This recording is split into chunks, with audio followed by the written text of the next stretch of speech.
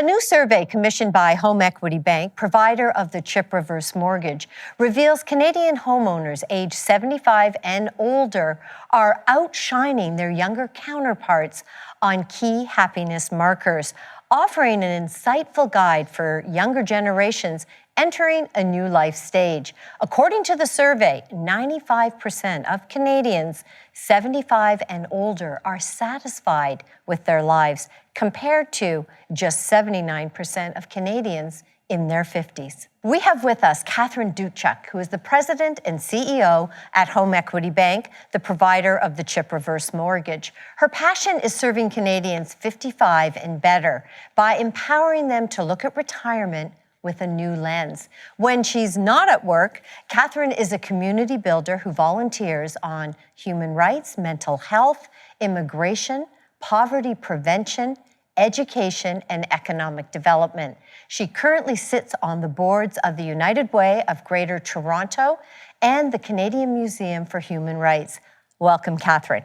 Thank you, Pattie. Now, we also have, and we're very pleased to have joining us, Dr. Samir Sinha. Dr. Sinha is a Rhodes Scholar and a highly regarded clinician and international expert in the care of older adults. He is the architect of the Government of Ontario Senior Strategy, and in 2014, Maclean's proclaimed him to be one of Canada's 50 most influential people and its most compelling voice for the elderly. Welcome, Samir. Thanks for having me.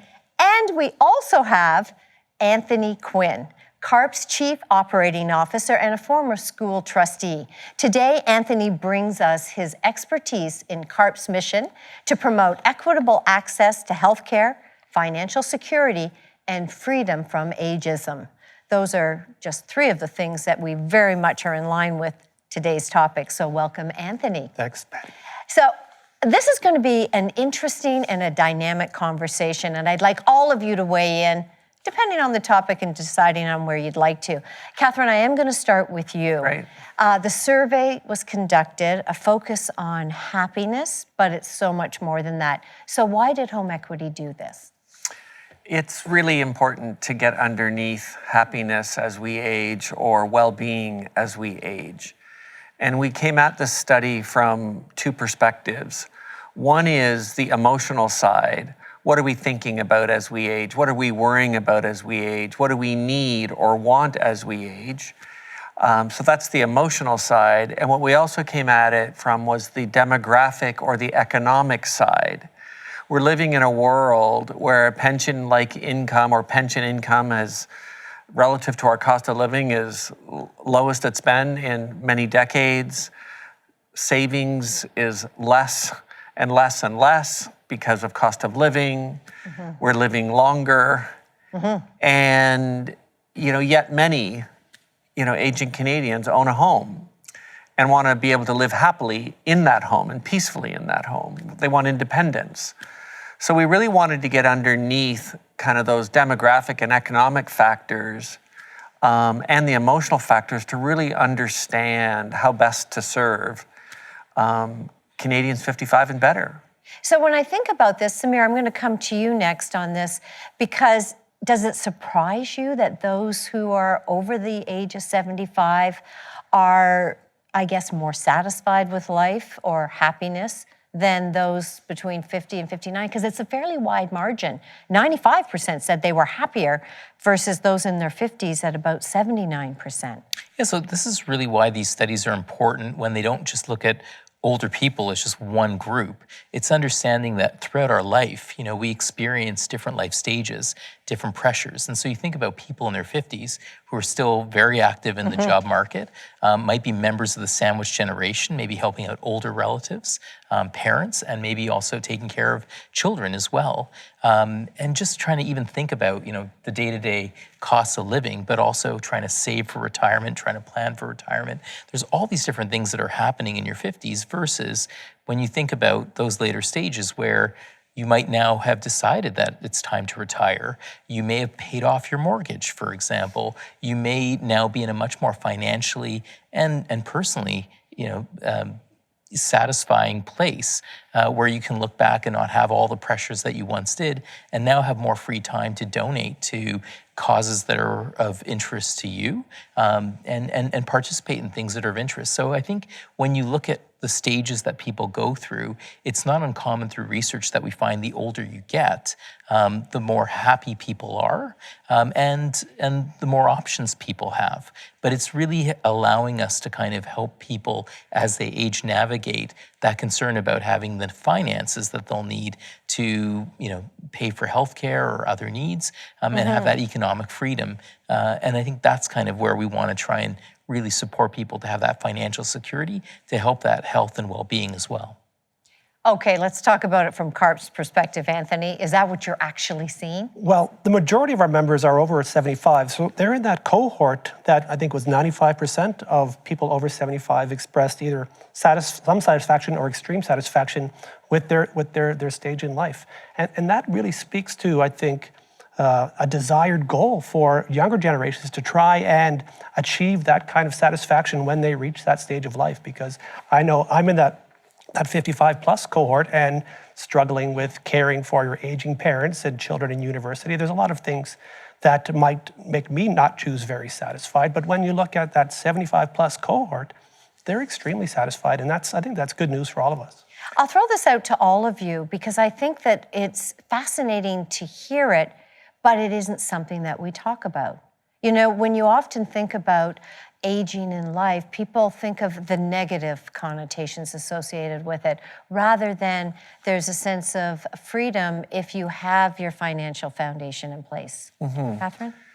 Yeah, firstly, it's important to reinforce that there are new or increased stresses that individuals 55 to 60 to 65 are facing today, given the consumer-driven world that we live in, the amount of debt they're bringing into their aging years, consideration of retirement. Will I actually have enough money to live till I'm 95 or 100? Number one question I'm always asked. Right? Will I have enough money? Will I actually do well for my children and help them buy a home or leave impact in my community? There's a lot of questions going on at that stage. And what we're finding is that the pressure and the anxiety is more heightened today than it's ever been in the past, because there isn't the level of pension income to support the cost of living, or there isn't the savings because of a variety of external factors that have occurred. So that stress level, it's my view and understanding from talking to aging Canadians, to Canadians 55 and better, is that stress has never been higher. Right. What happens, to your point, is we eventually do settle out and find peace in a new life, retired, or in new passions and new pursuits.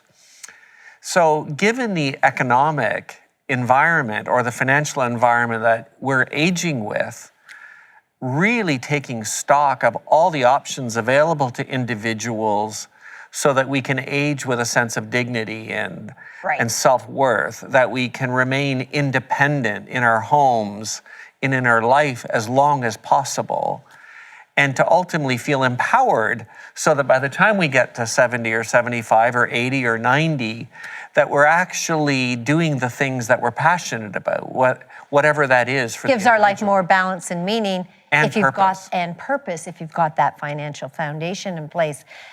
Health is the new wealth, but it isn't really the new wealth, is it, Samir? I mean, really, when you have your health, you really do have everything.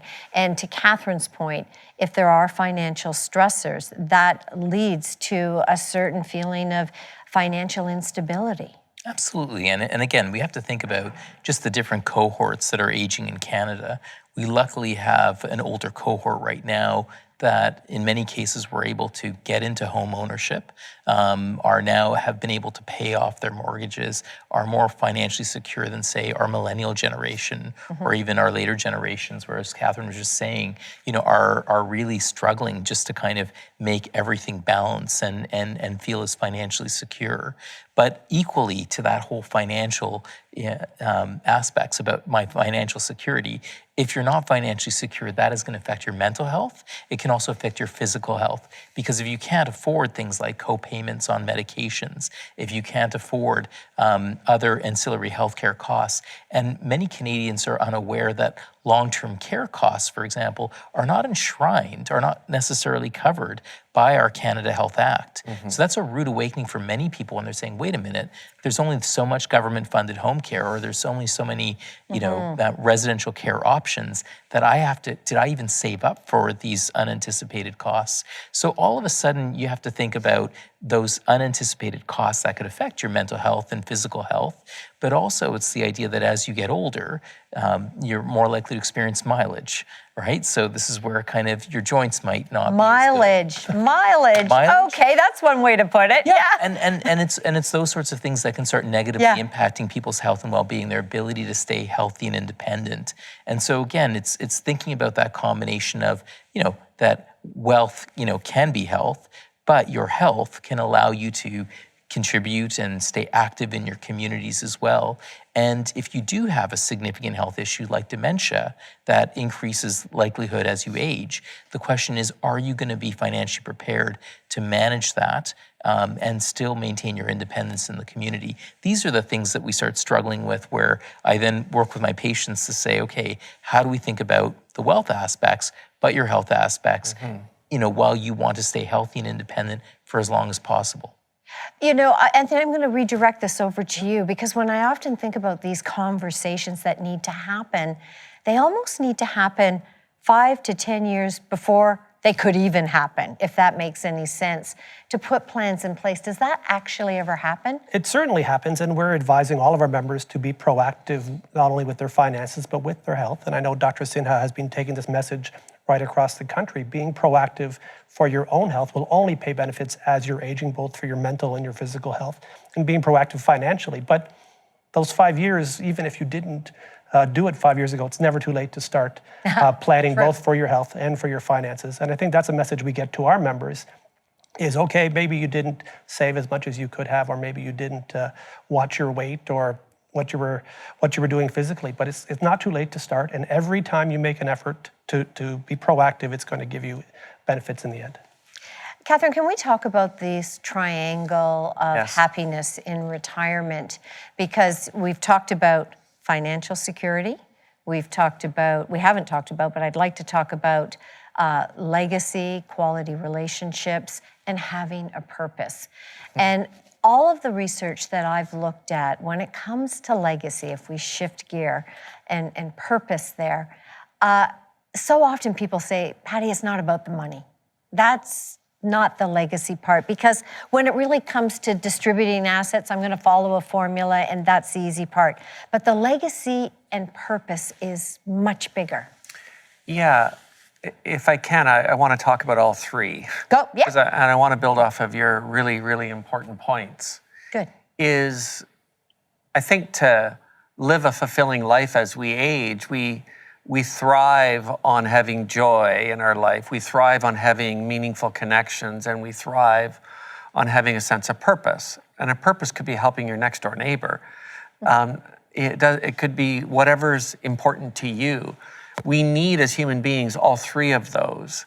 We described in the research report, as you do, financial strength and stability, relationship strength or connection, and purpose or legacy. And the financial part is foundational. We happen to live in a world that works off of money. And if we don't actually have peace of mind with how I can remain in my home, or how I can put food on the table, or what my retirement income plan looks like to take me to age 95 or 100, if I don't have peace of mind on the financial part, it's really hard to feel joy. Yeah. And I went through a period after I left a long career, and before here, I talked to clients almost every week from HomeEquity Bank, and it's really hard to feel joy, connection, or purpose when you actually feel you may be missing out, or you may not be financially secure or established. Right. It's a very scary feeling, and then you become more recluse when you feel that way. You isolate yourself. You don't Which go is pursue obviously that not passion, going to be joyful. let alone worry about legacy and those other things. Yeah. So taking care of the financial part and really making sure there's a plan in place and that you've got peace of mind is critical. And when we do that and we feel at peace and comfortable enough to build those connections that are going to serve us through our 60s and our 70s and our 80s, we begin to light up. And then we find things that bring us purpose, whether it's art or culture or volunteerism or helping our children or grandchildren. You know, the triangle completes itself. So they're all mutually dependent on each other. We need all three, that financial strength and stability, meaningful relationships, and that sense of purpose. Our members seem to be struggling with connecting all those three parts of the triangle. There's some Why do you think that there's is? financial pressures that there's certainly a large portion of the demographic are going through with inflationary pressures that are on there now, but also after they retire, finding their place in the community, finding those connections and seeing, you know, what is their new responsibilities, what are their new role in life now that they've stepped away from the workforce or just working less. And then how do they, what was the third part of the triangle? Purpose or connection. The connection. So finding those connections either with family members or members in their church group or members in their community through religious groups or their cultural backgrounds or just their neighbors. And those, finding how they connect those three pieces of the triangle together. Yeah, I want to bring you in, Samir, to that point, because I have talked to many people about retirement across the country, and they will tell me they love it or they hate it. It's rarely about the money. It can be for some, but for others, it's the socialization, it's the orientation, it's the structure to their day.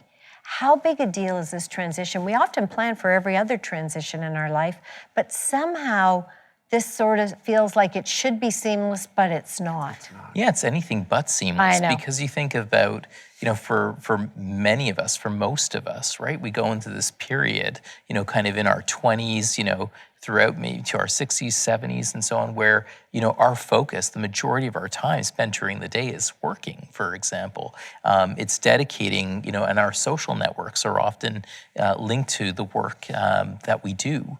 And so when you even look at the word retirement, it's almost like you're retiring from society. I looked it up. It's to become reclusive and disappear. Exactly. Yes. You know, What? and that way. And so, so we don't do a good job helping people plan for retirement. We're so busy trying to say, in a workplace, okay, well, you know, if this person goes, you know, who's going to replace them, as opposed to, well, what's next for them, right? And so we really leave that on individuals to say, okay, well, you figure it out, you know, what do you want to do? But then you take that big void in time, then with also financial security questions, and also maybe some concerns about health, and saying, how do I put it all together? It can be very confusing. And we don't do a really good job about helping people understand what are opportunities in which they can find other ways to contribute beyond, you know, work which consumed them for so long. So the idea about volunteering in one's community, you know, ways to participate in other jobs or other forms of work, for example, that might bring someone joy, travel, other things. And I think back to what Katherine was saying, is that if you also have financial questions, well, how long will I live? If I'm 65 now, in our society, you have about 20 years of life expectancy ahead of you. And many of those years are going to be in good health. Those are all good things. But some people say, wow, can I even afford to retire? And can I afford to travel? Can I afford to do these things? So I think part of it is, it's, you know, as Anthony was saying, it's really important that people, well before they retire, if you will, start thinking about these things. And it's not even 5 years before. I've been thinking about these things from a younger age too, because it's important to really have that long life plan about what are you going to do, how do you want to think about this, what might your future look, and how do you want to be prepared? Because that way you can really enter all those different stages with greater certainty and confidence. So, Katherine, can I come back to you then? Because I want to get back to the financial element.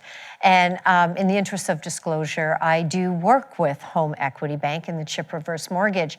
And I did not like it. I didn't like it. I wasn't going to be part of it. And I didn't understand it. And here's what I found when I did research and I talked to people, is that there was home equity built up in your home. And the more I learned that my home wouldn't be taken away, that I could get tax-free money out, that I am releasing some of the equity. Because I was always taught that, you know, you don't take on debt in retirement. But it's not taking on debt in retirement. It's releasing the equity that you were savvy enough to build throughout your life. And so it is the right option for the right people. And I don't want to make it sound like a commercial, but I am going to come back to you because it gets to your point and to yours, Anthony, that we got to get that financial foundation and give yourself permission and knowledge to explore it. Yeah, the facts are, and I suggested this earlier, we're at a time in history where the level of pension income or cash savings is not adequate to provide the level of financial income or stability to take most of us through to 95 or 100 or 105. And nor are the government benefits. They That's were my meant point to when supplement. I say exactly. Pension, either private or public, yeah. And so the facts are that most are struggling to see how can I make it to my aging years financially. And when you think of your home, I think of the home as savings, as an investment. Right. And I describe what we do as unlocking the savings in your home to create pension-like income, to whether it's a lump sum amount to deal with health care or to renovate the home so I can live in my home longer, or whether it's installment type income that allows me to supplement my pension and my savings so that I can live independently and an empowered way. I talk to clients almost weekly, and every one of them, I ask them, how did you feel before you called us? Yeah. And then how did you feel after? And everyone called in a state of anxiety, worrying about their ability to put food on the table, to maintain their home, to pay their bills, or worrying about their ability to help their children buy a house or their grandchildren buy a home or pay for their education. There's anxiety behind every person that calls us. And then by the time we provide them the solution and help them unlock the investment or the savings in their home, they immediately feel independent. Yeah. And they've rejoined art class or they've rejoined a choir, and they're feeling so good about helping their children and their grandchildren or being part of a community organization because they thought they had no option. And what had happened was shame sets in. Well, I didn't save enough money in my RSP. I didn't save enough money in my working years. The reality is the level of consumer debt has driven up dramatically in the last 30 years. The cost of housing and the cost of living have gone up dramatically in the last 30 years. You know, people don't deserve to feel shame. Right. What we need to do is have a conversation Empowered. about all of the options available to an individual to create an income stream and to get to that place of dignity, you know, that ability to put food on the table and see a pathway to the future, and feel that independence and ultimately feel empowered. And it happens over and over and over again with the clients that we serve. And I think that generation that CARP represents, we're told that investing in your home is a way to save for your retirement, but how do you get the money out of your home when you're in need? Downsize. Well, and that's Traditionally. certainly not what they want to do. They want to age in their own homes. They Right. want to stay in their community. And even if they thought of downsizing, there's no alternatives for them in that little sphere where they want to continue to live. Adding to this point, the term reverse mortgage has a history of a negative stigma. Right. What sits behind that negative stigma is we've been raised since the Second World War to believe that debt as we age is bad, that I must pay off my house by the time I'm 55 or 50 years old, and I must save for retirement.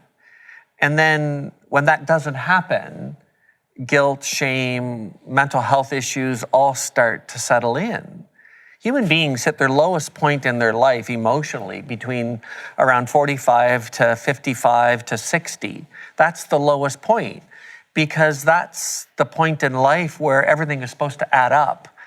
And that's the point in life where you're actually facing these big questions of who am I and how am I actually going to live the next 30, 40, 50 years. And it's really, really important that we help put all the options on the table so that we can get individuals to that place of, oh, there are options for me. I feel more at peace. I feel like I can go out and see my friends and be part of my community. I feel like I can go volunteer. And it's mind-blowing for me, the conversations that I have where individuals are able to see a path and live a more fulfilling life in the home that they love. There's a freedom that comes with reaching that stage of life, having the children gone, the grandchildren are maybe coming up, but you're not required to be in the office every day. But having that freedom without the financial wherewithal seems to be the struggle. It's so funny you say that.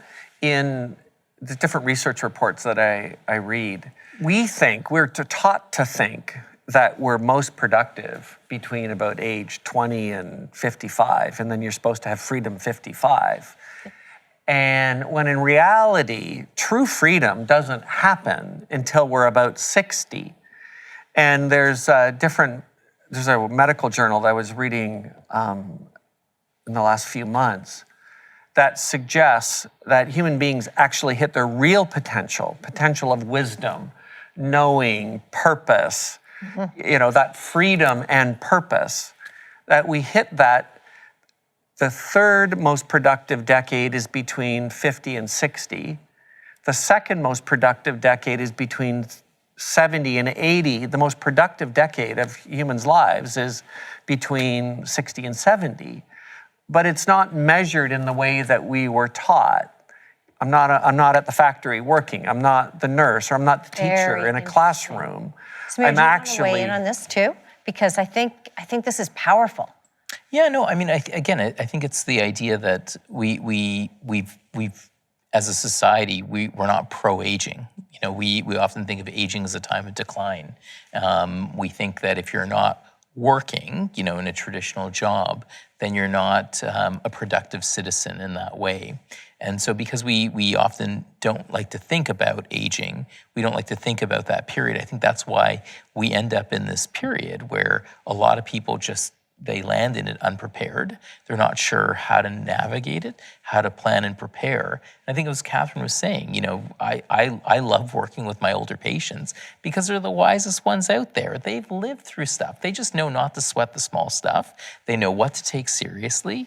They're a pleasure to care for because when they come and see me, they'll say, this is what's happening. This is not what's happening, and we need to sort this out so that I can continue to stay healthy and independent. And I love that. I love that confidence. I love that wisdom. I love that experience that comes. But all of that is, couched within how do you enable that? How do you enable that person's sense of purpose, that well-being, by making sure that they're feeling both financially secure, but also healthy and well. And so I think when we have to think about that important, sometimes what we call the third age, right? This idea that, again, once you make it to 65, that official retirement age, if you will, you have at least 20 years of life expectancy ahead of you.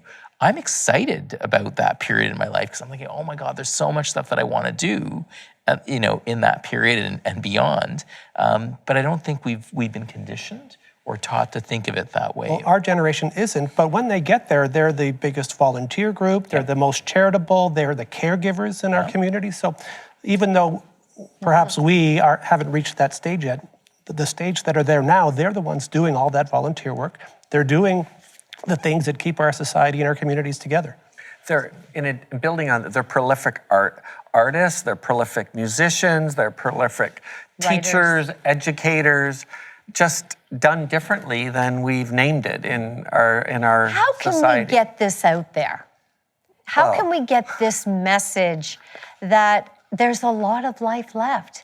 You could be spending the next third of your life in your most productive years ever, and maybe the most joyful, the most purposeful driven. Pattie, it starts with conversations like this. It starts with research reports like this. It starts with you dedicating your life to what you do and you do. We need to have more conversations with aging Canadians. individuals that hit the wall that we've talked about, where their self-worth was declining, they didn't think they could live independently, and then they found solutions. And then tell the story of what their life looks like after, where they're now feeling empowered, they're now feeling independent. There's unlimited amounts of stories out there that can be told by real Canadians that demystify the conversation that you are so importantly want to be having about preparation. People do not deserve to feel alone. No one should feel alone. It's horrible that this topic is not being had more broadly. Can you talk about it from CARP's perspective? What are you You're trying hearing? to do this all the time. Well, this is, to plug ourselves, this is the reason that CARP exists. It's to give Canadians a united voice as they're aging, often for political things like the healthcare system and for their financial security. But the chapters across the country, they're also meeting together for social and educational events and ways to meet together in their community to learn about healthcare, to learn about their finances, speaking and hearing from experts, and making those connections with their neighbors. So CARP is, a group in Canada, certainly not the only one, but it's been going for 40 years, and people find us when they start to consider these issues. When the 25-year-olds aren't thinking about these issues, but when they're thinking about, will I be having to leave my job? Will I have enough money? Who's advocating for me? They're finding CARP, and then we're connecting all those members together across the country.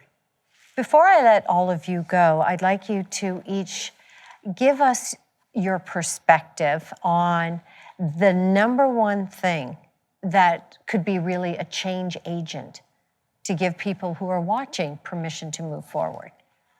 Samir, I happen to be looking at you. Yeah, well, I think the first thing is, a colleague of mine wrote a lovely book called You Could Live a Long Life. Are you ready?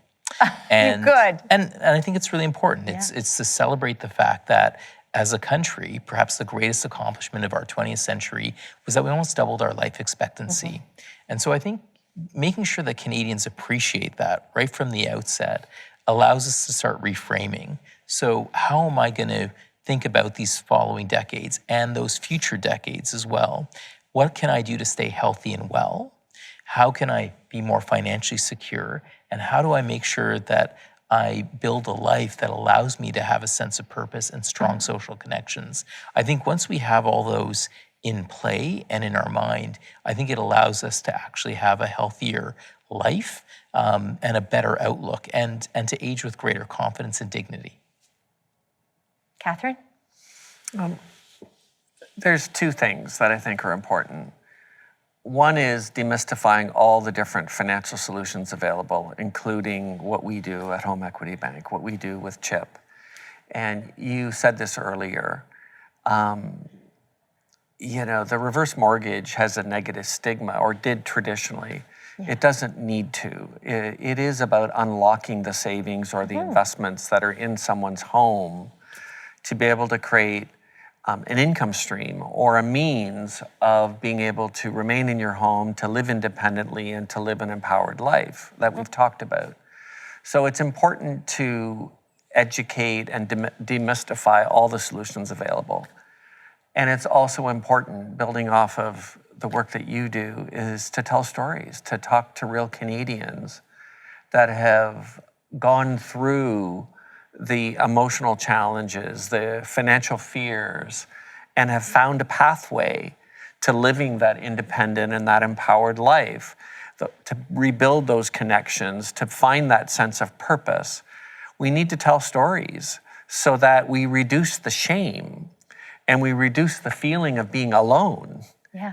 And, we have countless clients that want us to share their stories because they don't want another human being to go through the hurt that they went through. And so I think that's equally important, is to make it feel safe to have this kind of conversation.